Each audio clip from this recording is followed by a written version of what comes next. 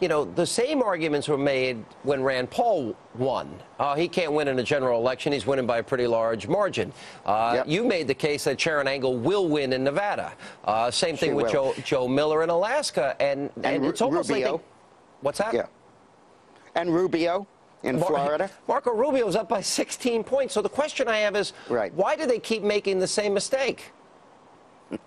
Thank goodness they do, Sean. It makes them a lot easier to beat. The way the Senate stacks up, as far as I'm concerned now, is we have 5 seats where we're way, way ahead. And then we have 5 other seats, Wisconsin, Illinois, Nevada, California, and Washington State, where we're more or less tied. And we have to win all 10 of those to get control.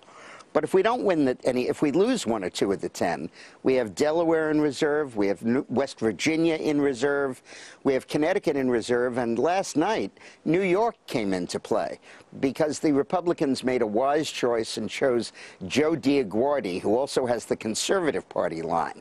Now, Gillibrand, who was appointed to take Hillary's seat, has missed a huge opportunity. She didn't use the summer to solidify her incumbency.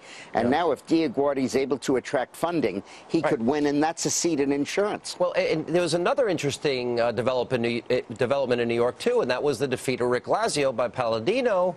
Palladino, who's well-funded. He has a lot of money. He was supported by the Tea Party movement in New York.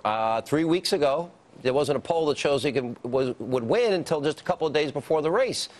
Does he have a chance to take on Andrew Cuomo in a liberal state like New York?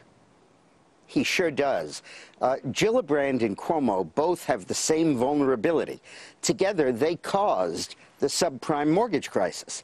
It was Cuomo that insisted on jamming these subprime mortgages down the throats of Fannie Mae and Freddie Mac, even though he knew these people couldn't pay back the money.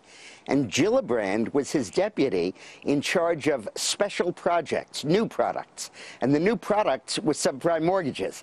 And then, to add insult to injury, when she left HUD and the subprime market fell apart, she and her husband bought shorts in Countrywide, the very firms that were issuing the subprime mortgages, and made $40,000 when the subprime market fell apart.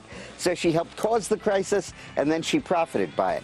Cuomo and Gillibrand both could lose over the same issue.